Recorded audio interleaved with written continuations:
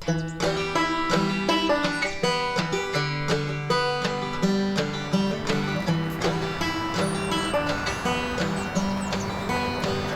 my name is Elizabeth Belk, and I'm the horticulturist at Wyck. Wyck House and Garden is the oldest rose garden in America. The house itself was built in 1690, and it was inhabited by the same family, the Haynes family, for 9 generations until it became a museum and a public space in 1972. The Saucer Magnolia is a very important tree within our collection, and it's very important for us to preserve it as much as we can.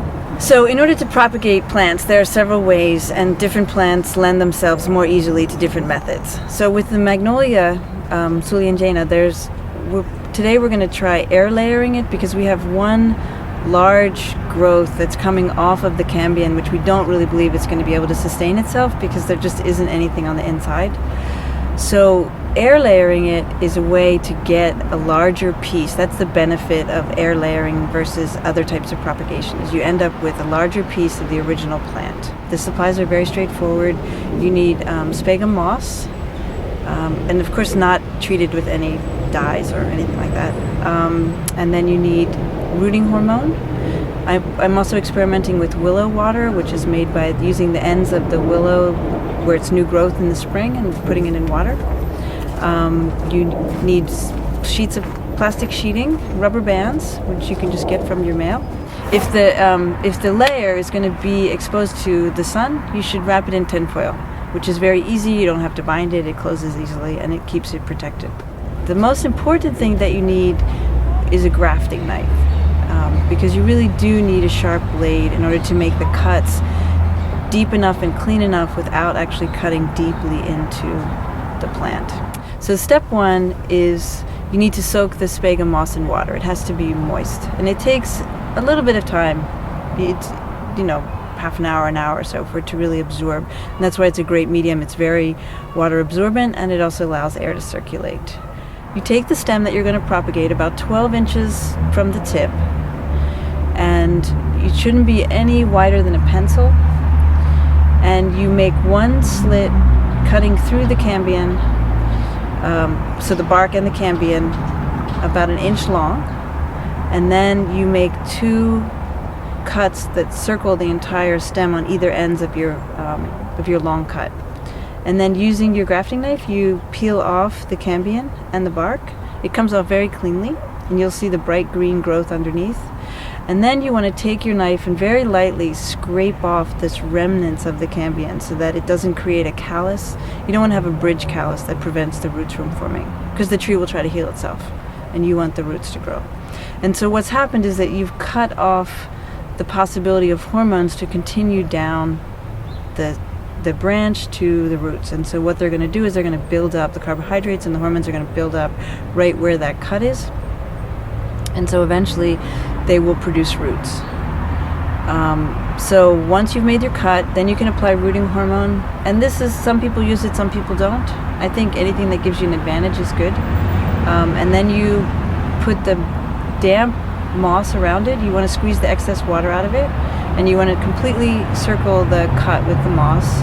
And then you want to use the bag or the sheet of plastic and wrap it very tightly around the moss. You have to, don't be too gentle or too tentative with it. You want to really pull the plastic tight, and you'll end up with this like a bulbous bulb right on the a bulbous bulb. You'll end up with, it's like a anyway, you'll end up with this tubular part of the branch encased in plastic, and then you're going to tie off the ends with the rubber bands. You can use string. I find rubber bands are very easy because you can just stretch them, and it's very easy to manage when you're trying to do it one-handed.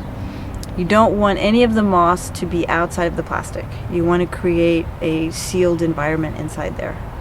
And then lastly, you wrap the whole thing in tinfoil. And then you're going to wait. You can check it. I mean, you can check it however often you want. I mean, don't unwrap the plastic, but you can check and see growth. I mean, it's going to take some time. So probably in the fall, you should be able to see roots, and you'll know whether it was successful. And then I would just leave it on until the spring, and then see what your root structure's like, and then you can cut it off.